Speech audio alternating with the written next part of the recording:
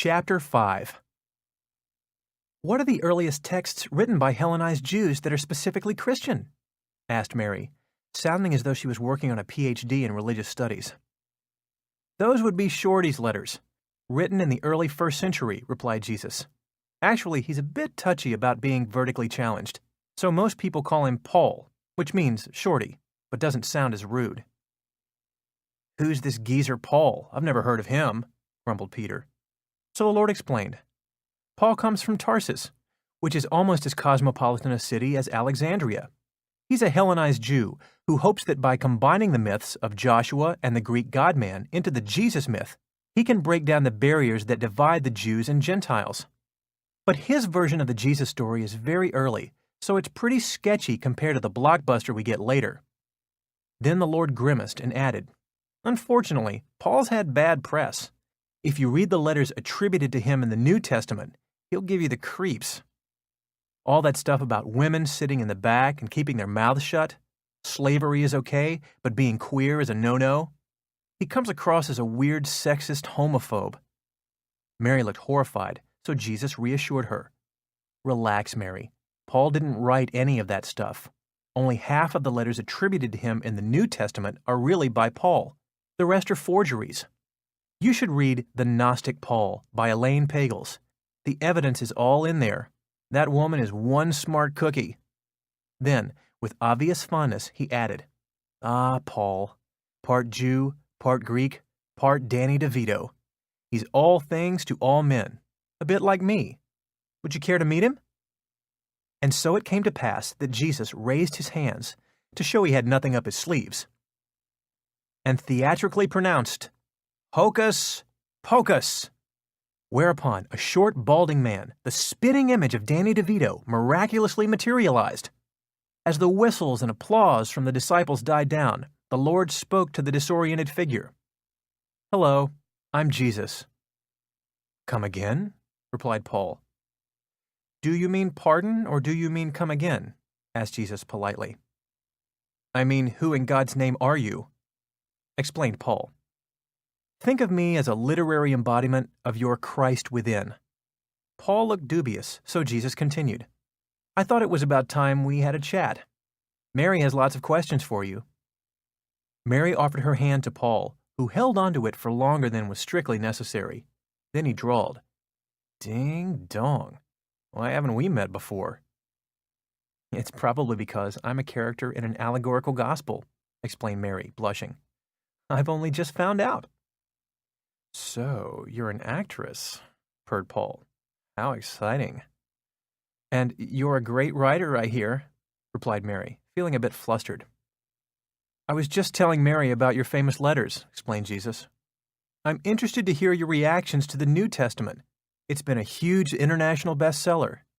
Do you feel it lives up to all the hype? Paul didn't know what to say.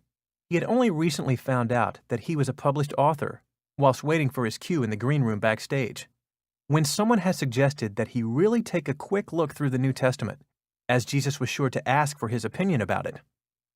He had to admit it was a bit of an ego rush to see some of his letters in print, because, to be honest, at the time, they were only read by a small handful of mystics and misfits.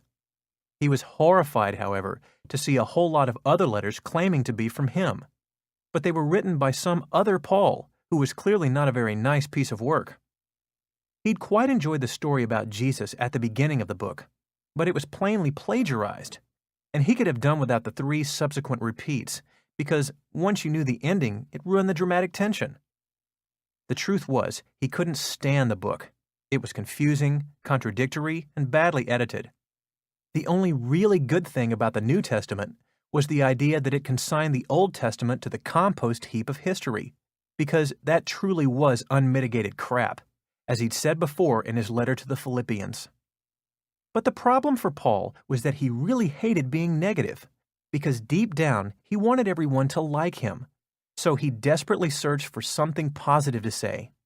Eventually, he came up with, It's got a commercial title. People like new versions of old things. And it's certainly a novel idea to set the myth of the dying and resurrecting God-man in Jerusalem. Is it the script for a new mystery play?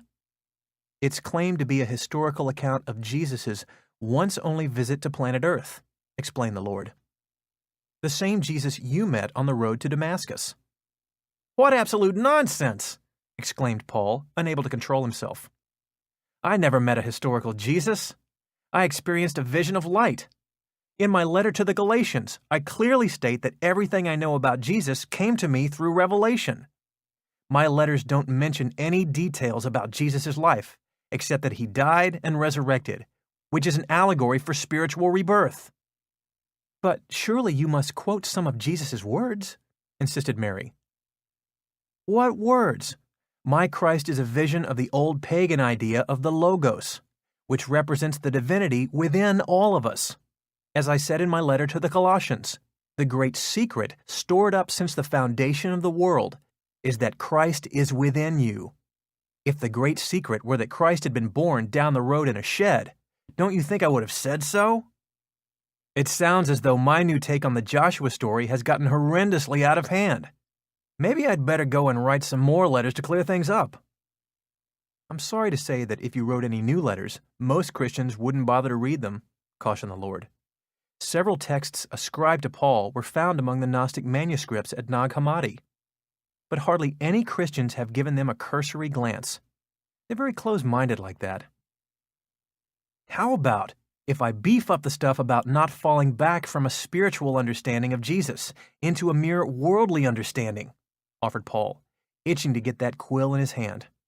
I could add a warning about people who preach another Jesus. Do you think that will help? You said all that last time, and it did no good, replied Jesus, keen on discouraging Paul from writing any more mystical letters. The last lot had caused enough confusion. Then he took Paul by the hand. Anyway, you've been very helpful, but we must crack on. It's been a pleasure to meet you at last. The pleasure has been all mine, replied Paul affectionately. It's been most enlightening. I feel as if before I met you face to face, I was only seeing things through a glass darkly. And turning to Mary, Paul bid her farewell, saying, If you're ever at a loose end, darling, maybe we could set up our own cult together. How do you fancy the role of my intoxicated prophetess? I've really enjoyed our brief encounter, cooed Mary, stooping down to give Paul a little peck on the cheek, whereupon he disappeared in an unexpected vision of radiant light. What a charmer, gushed Mary. Smarmy midget, muttered Peter under his breath. He certainly is charismatic, agreed Jesus, but I think we should warn you that according to early Christian tradition, Paul already has an ongoing relationship with an intoxicated priestess. She's a lovely lass called Thecla, and he travels around with her, preaching his mysteries of Jesus. So don't get your hopes up.